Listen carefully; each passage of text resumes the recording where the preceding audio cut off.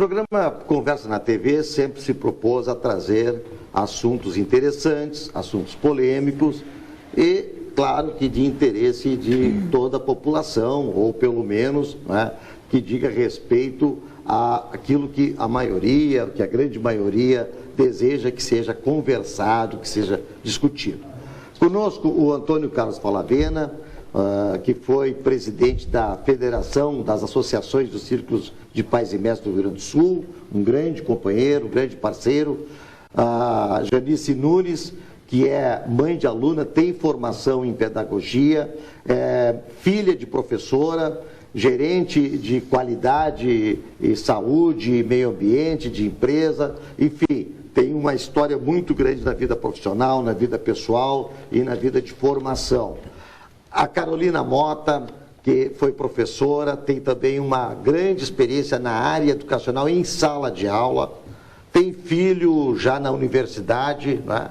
E nosso amigo de parceria aqui, o Tadeu Martins, que também tem 2 filhos, já cursaram curso superior, né? Então todos nós aqui, eu também tenho filho com curso superior, quer dizer, todos nós aqui com uma experiência de uma forma ou de outra, mas a gente sempre se interrogando com essas coisas que, tipo assim, novidades, como foi lá na década de 70 o construtivismo, né? E por aí as coisas vão acontecendo na área educacional. O nosso país sofre, no meu entendimento, com um déficit educacional muito grande, muito forte, né?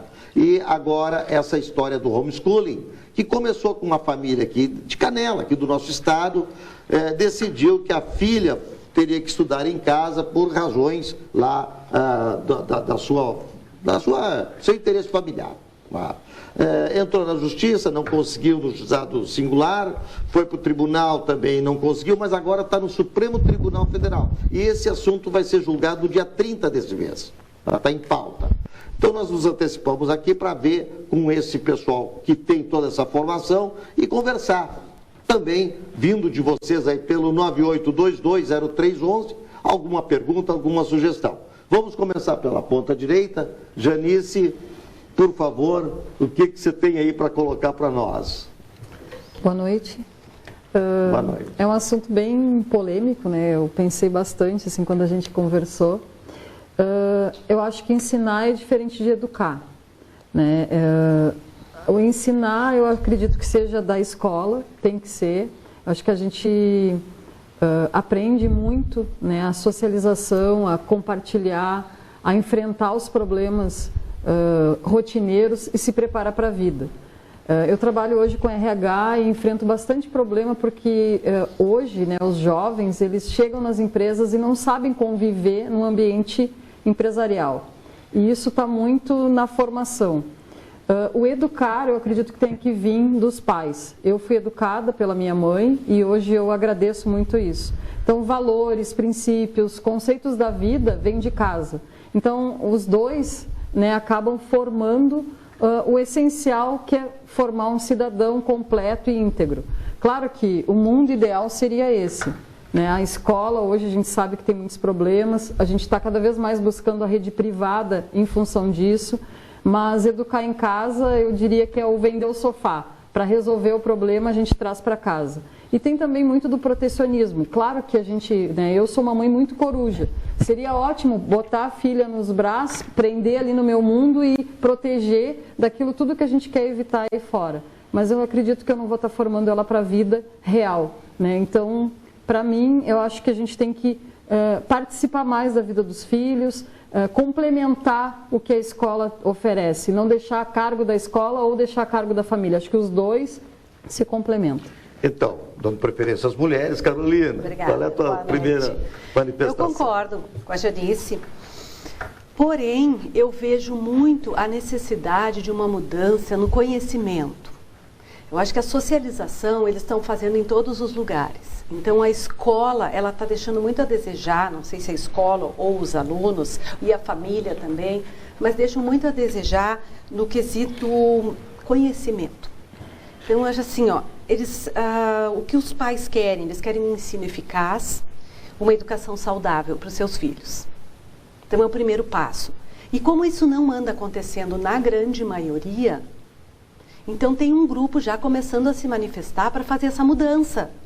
Então, se eu não consigo por vias legais, então eu vou dar um jeito, eu vou fazer um outro tipo de ensino em que o meu filho tenha essa eficácia do conhecimento no estudo, certo? Porque não é possível, chega a sair da universidade um semi-analfabeto, sabe? Então, a dificuldade está muito grande. Eu acredito realmente nessa união família-escola, mas como infelizmente na nossa cultura isso não tem acontecido muito. Palavena, pelo todo a tua caminhada aí na CPM Federação, foram quantos anos aí? 8, 10 anos? Na né? CPM foram 10. E hoje, na CPM foram 10. E hoje no CEPAC Brasil, que é o Centro de Estudos, Projetos e Ações Comunitárias, Espaço de Construção de Conhecimentos. O que tens a dizer, Palavena, sobre essa situação nova? Não sei se tão nova assim. Não. Olha, primeiro, agradecendo o convite, dizer que é uma satisfação novamente te encontrar, a gente que caminhou muito por esse estado, né? E é um tema que a qualquer momento ia surgir. Na verdade, a sociedade toda está com um problema cuja solução deve passar por ela. A questão da falta da qualidade da escola, a questão dessa formação deficiente. Na realidade, a escola está dando diploma. Não, a formação, a informação tem sido gradativamente cada vez menor. A qualidade da escola pública, eu já passei por 23 estados, e é um horror, né? É um horror a gente dizer isso, às vezes, para professores, para pessoas que vivem o dia a dia, ou viveram, né? Ainda mais nós que não temos a formação do magistério ou o próprio conhecimento, mas quando um leigo consegue enxergar isso tão claramente, é impossível que o profissional da área não tenha enxergado, né? A qualidade da nossa escola é péssima, é péssima. Quando eu vejo o pessoal falando em que nós precisamos de uma escola com qualidade, e a gente continua misturando, e foi muito bem colocado pela Janice, educação é uma coisa, escolarização é outra. E as pessoas já não sabem mais o que é uma e o que é outra. Tanto que o seguinte, cobra-se da escola uma coisa que ela não tem condições de oferecer. Eu hoje ainda comentava com um grupo de pessoas, eu perguntava qual é a moral, a ética, o caráter que tem o Estado. Nenhum. O Estado, enquanto ente, não tem moral, ele tem leis. Quem tem moral, quem tem ética, quem tem caráter, quem tem todo esse arcabouço que deve ser oferecido automaticamente à criança, tem que ser a família. Porque senão nós vamos criar o quê?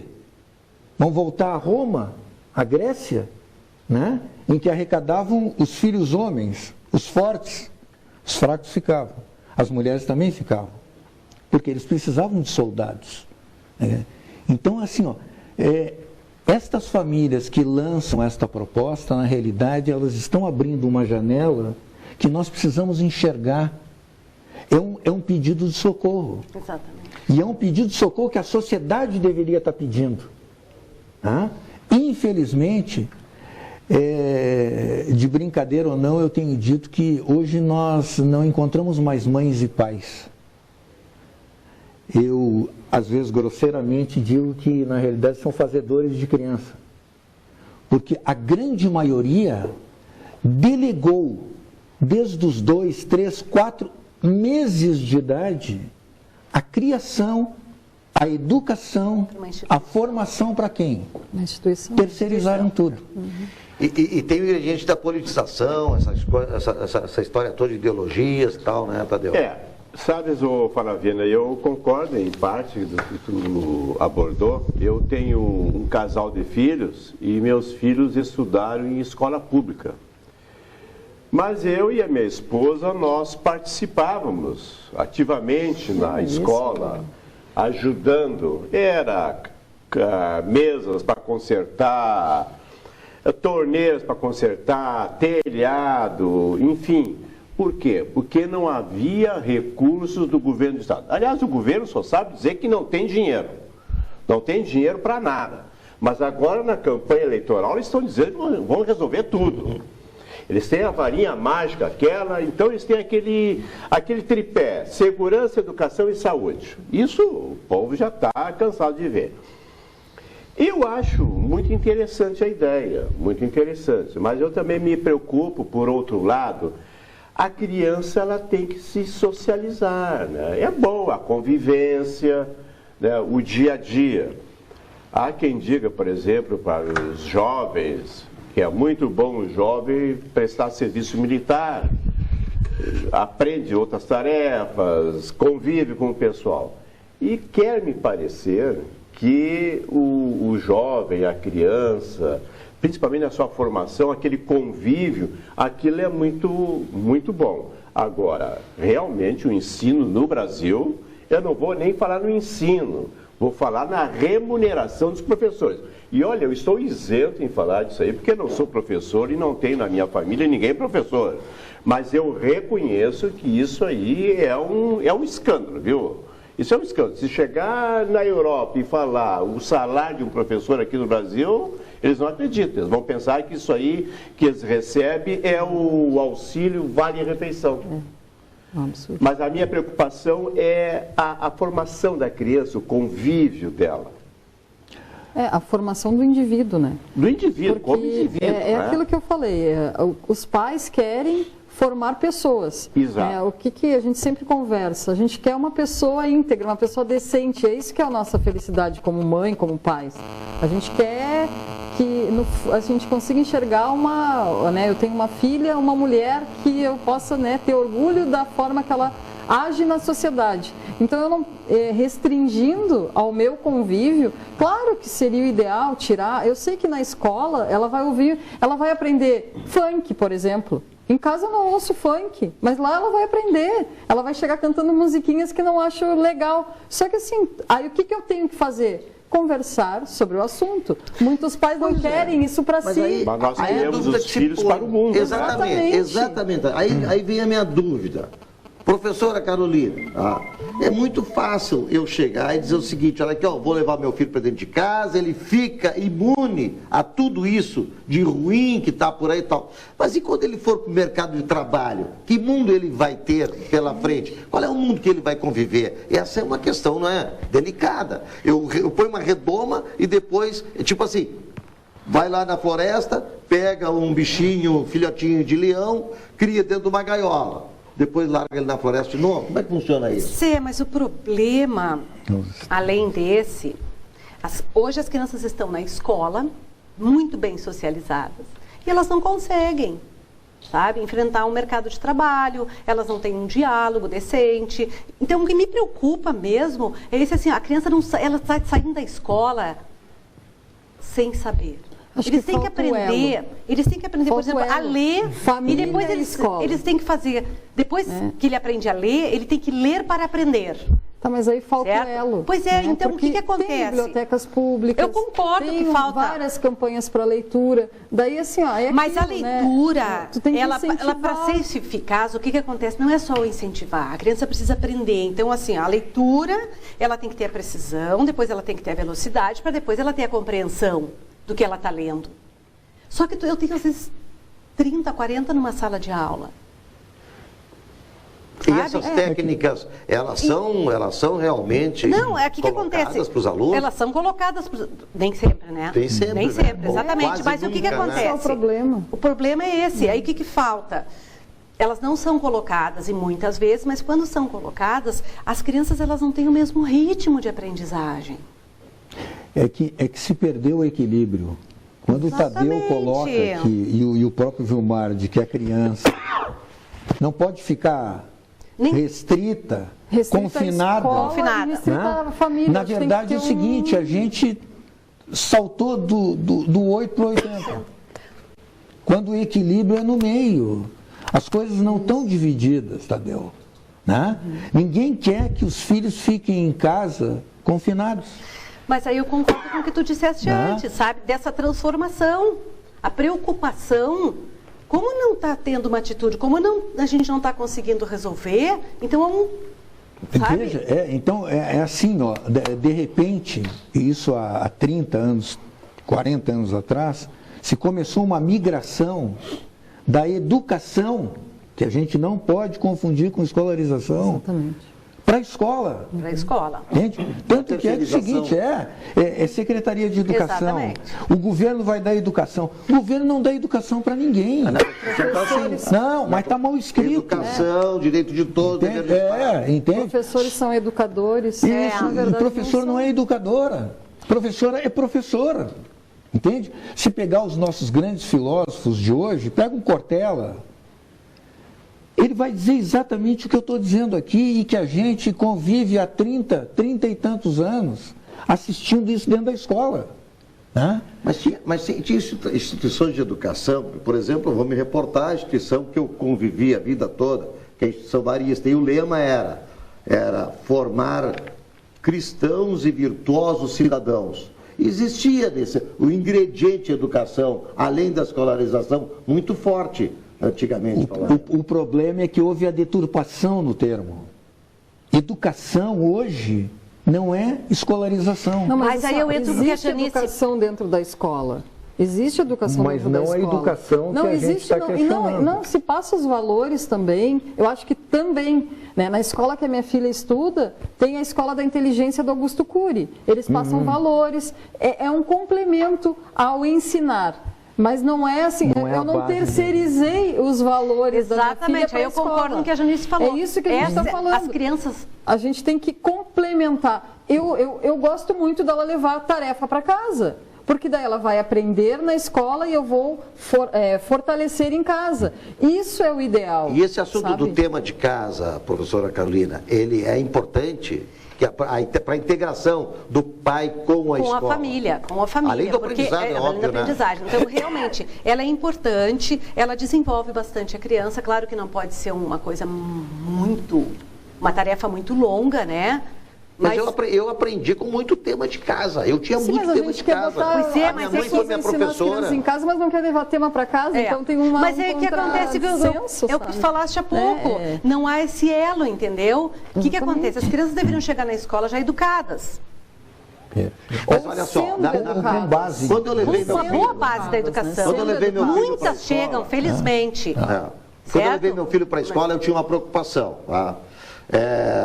De fazer com que ele entendesse que ali era a escola e era a extensão da casa. Eu tinha essa preocupação.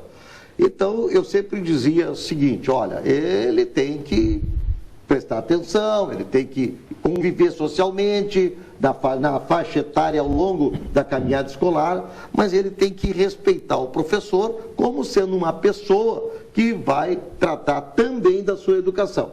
E aí eu comecei a ver, naqueles nossos trabalhos todos lá pela Federapaz, pela CPM Federação, que muitas vezes o aluno ia para a escola, eu dizia assim, o aluno ia para a escola, tá, com a mochila carregada de uma certa valorização, ou de um certo princípio, e aquela mochila, aquele conteúdo era trocado por outro, ou vice-versa. Muitas vezes ele ia para casa com a mochila carregada de valores e em casa era trocado por outro. Então, essa questão dessa desarmonia, e a gente sempre falava o seguinte, por exemplo, eu transitava na Federapaz, fui presidente da Federapaz, dizia assim, educação, como é que funciona?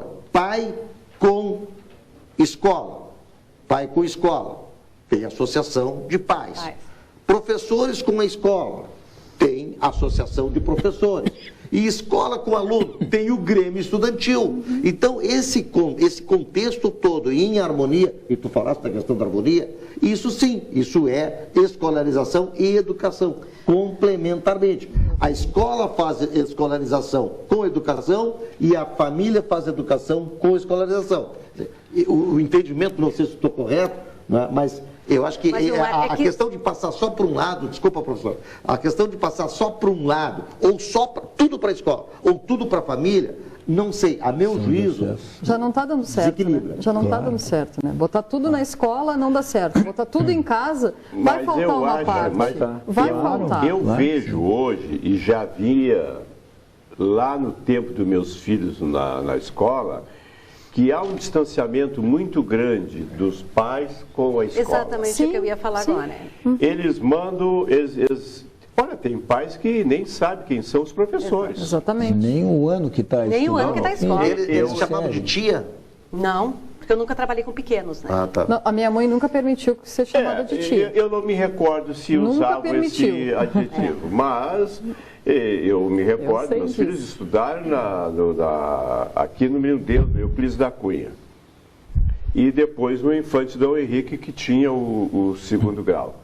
Mas a gente tinha uma boa convivência, o professor, a gente sabia, o aniversário do professor, o professor convocava os pais para alguma tarefa lá para fazer na escola, com o objetivo de melhorar. E eu não vejo isso hoje. É que O que é? É a informática, a televisão? Não, eu acho que, o que afasta eu acho que é um conjunto. É um conjunto de coisas. Eu tenho um enteado de 16 anos.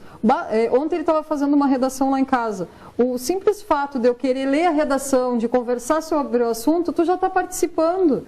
Né? Então, assim, só que tu tem que ter esse tempo. E aí é aquilo, tem pais que chegam e querem assistir TV, ler o jornal, não estou, né, cada um com suas prioridades. Mas é que aí que está, prioridade. o que nós damos prioridade hoje? Né? O que a gente quer formar? Qual a criança que a gente quer no futuro? O que a gente quer para o nosso país? Eu acho que é isso que a gente tem que pensar. Os nossos filhos, né, eu às vezes penso, vejo assim uma pessoa que diz que não gosta de ler, não gosta de estudar, e se for médico, vai me atender na minha velhice. E o que vai ser de mim, sabe? Então, assim, é uma coisa assim, às vezes tem aquilo. Mas eu tenho, né, eu sou filha de professora. A minha mãe é filha de analfabeta. E a minha mãe tá com um livro embaixo do braço desde que se alfabetizou. Então, não quer dizer, isso é cultura. E aí, o que a minha mãe foi? Ela foi educada a querer aprender. Pois por uma mãe e analfabeta. E aí entra aquilo que eles estavam falando. Há um tempo atrás, e não é muito tempo, né? Havia um consenso. Eu apoio a escola. Eu coloco o meu filho lá, mas eu apoio essa escola. Eu estou de acordo com o que está lá dentro, com o que está acontecendo. Eu estou de acordo com os métodos da escola.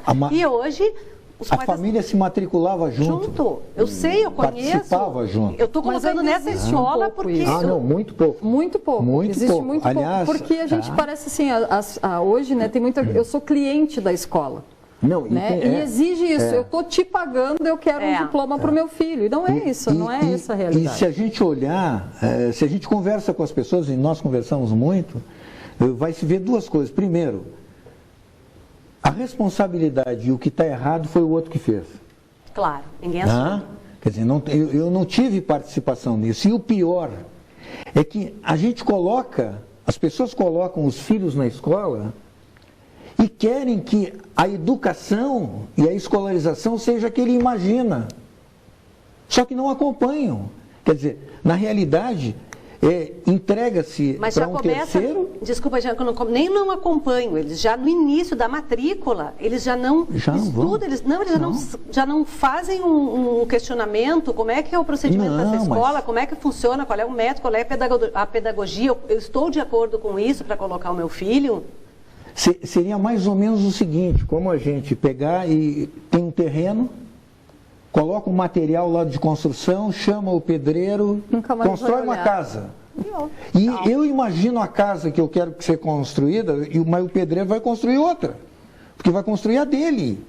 Né? Então é assim, infelizmente as pessoas estão colocando seus filhos na escola esperando que eles saiam prontos, sem eles ter que investir grande coisa. E tem outro aspecto, e para mim chama muito a atenção, porque na época que eu era estudante, a gente tinha que assim, se matar estudando mesmo para tirar boas notas. E havia competição entre os colegas, né, para tirar as melhores notas. Né? tirar 8, tirar 9 e tal. Tinha essa competição. E essa competição eu entendia saudável, porque a gente se desafiava, a gente ia, que é o que a vida hoje nos oferece no mercado de trabalho. É o desafio, é a competição. Quem não estiver bem colocado, está fora.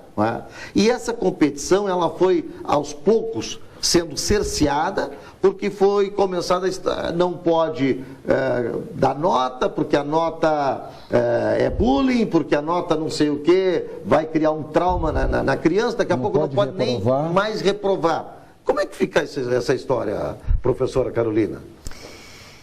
É muito delicada essa situação. Não, é extremamente delicada. É extremamente delicada. Tu era severa lá na correção das provas? Eu sempre fui severa na correção das provas. E eu já tive também alguns problemas desses, né? Então, assim, ocorreu um caso, isso já faz muitos anos, em que, na época, nós tínhamos recuperação e fazíamos provas durante a recuperação. E tivemos 6 provas. E a menina reprovou em 5 e foi aprovada em 1. E a mãe veio dizendo que aquela uma ela tinha que sustentar porque ela tinha ido bem naquela uma prova. E nas outras 5 ela não tinha obtido um bom resultado. Ela não atingiu... Reprovou em 5? Não, eu fiz 5 provas, certo. 6 provas. Tá? Em 5 provas, ela não conseguiu atingir... Da mesma disciplina. E uma prova só, ela conseguiu atingir o objetivo. E aí ela foi reprovada. E aí a mãe veio e começou, mas essa aqui, querendo se sustentar naquela única nota, né? Daí eu conversei com a mãe, dialoguei, não tinha jeito. Aí eu disse assim, mas mãe, se fosse o contrário? Se ela tivesse aprovado em 5, se ela tivesse atingido 5 objetivos e 1 não, eu poderia fazer o contrário? Ela disse, claro que não, né? Eu disse, bom, então está respondida. A gente não tem mais o que discutir, sabe? E aí aparecem, assim, casos de de pessoas, de pais com os advogados, porque eles não aceitam aquela reprovação, mas nunca acompanharam o filho também durante todo o ano. Então, o trabalho, a tarefa do professor é muito árdua, porque daí ele não foi bem, daí tu tem que dar milhões de atividades para ver se ele atinge o objetivo. Só que tem que ter um interesse, né? E a disciplina em sala de aula, professora, como é que... Olha, e o uso do celular em sala de aula? Pois é. Eu trabalhei durante quase 30 anos. Agora eu já estou afastada. E deu para ver justamente nesses últimos, 30 anos, 35 anos, a mudança muito grande e muito rápida. Sabe? Muito rápida. E aí, então, eu não sou totalmente contra essa educação domiciliar. Sabe? Eu acho que é um grito da sociedade mesmo, sabe? De uma maneira assim, que tem que ter algum pivô de transformação social. E qual vai ser esse pivô? Será que não é essa educação domiciliar? Agora, os países que passaram por esse processo de investimento forte na educação e hoje estão, assim, já desfrutando, né? Porque isso é um processo positivo, de 20 anos, pelo menos, porque é uma geração toda, né? Eles não inventaram moda. Não. Eles foram pelo método tradicional, não é isso? Exatamente. Então.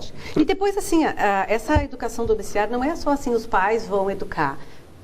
Eu estava já lendo no Paraná que ele colocou, ele foi contra a escola, ele ganhou judicialmente, e ele disse...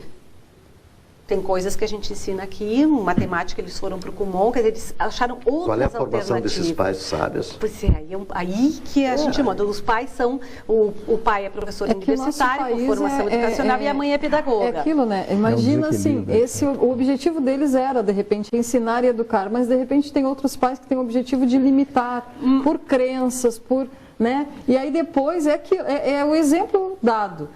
Cria o leãozinho na jaula e depois larga. Não consegue, aí entra numa empresa, não consegue entender uma hierarquia, não consegue entender o momento de se posicionar, não consegue ter iniciativa. Mas já não se consegue isso.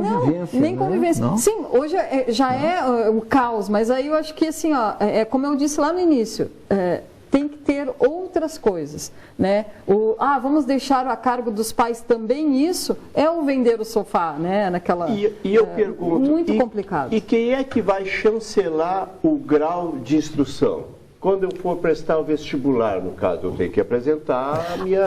Mas é como aquela eu tinha falado regulamentação, né? Que daí vai ter que ter um controle do Estado. Exatamente. Seja, não é uma coisa simples, é uma nova forma de ensinar.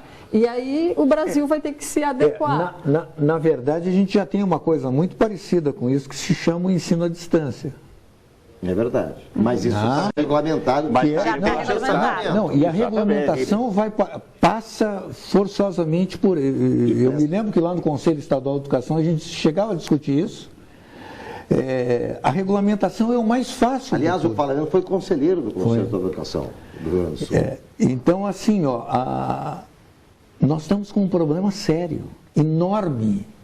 E o pior, todos os setores estão comprometidos com cada um deles. Eu acho que tem que assumir a responsabilidade, né? Cada um tem que assumir a sua responsabilidade, né? É preciso que a gente deixe muito claro o seguinte, a escola caiu de qualidade, a pública, e a particular também acaba caindo porque não tem aquela concorrência de qualidade, né? A escola pública cai não apenas por falta de recurso, não apenas por falta de salário. Aliás, eu diria, e quero que ser bem entendido, que o dinheiro é importante, mas o dinheiro não dá qualidade. A qualidade do magistério hoje, perto do que foi há 30, 40 anos atrás, é uma distância enorme.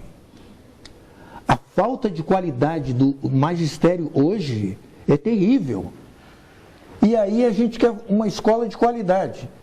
Aí o sujeito aquele diz assim, vamos pagar 3 vezes mais o salário. Vai resolver o quê? Tu vai ter um funcionário melhor, um servidor melhor, um professor melhor? Olha, até pode. Até pode. Mas isto não vai solucionar por quê?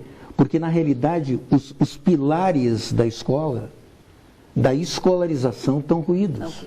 Vai ter que se construir tudo de novo. Mas e será que hoje, os professores de hoje não têm falta de comprometimento com a escola e com o ensino? Sim, com certeza. Olha, talvez seja do desconhecimento de vocês. Nós que vivemos, eu estou comprometido com a escola pública há 30 anos. Né? Não apenas na federação, na escola, mas no conselho. Se um dia vocês tiverem um tempinho, invistam no que se chama gestão democrática. E vocês vão encontrar na escola pública do país crianças de 12 anos sendo utilizadas em conselhos para deliberar sobre até questões financeiras da escola. Muito bem. Minha gente, o programa está chegando ao final. Esse assunto realmente é um assunto muito importante, vai ter outras rodadas aqui. A gente quer agradecer muito a Janice Nunes, ao Antônio Falavena, a Carolina Mota, pela presença, né?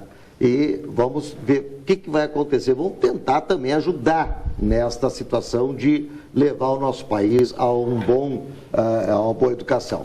Vem aí em seguida Farid Germano Filho com o Diário Esportes Rádio e o Conversa na TV se despede agradecendo a presença de todos os telespectadores. Boa noite.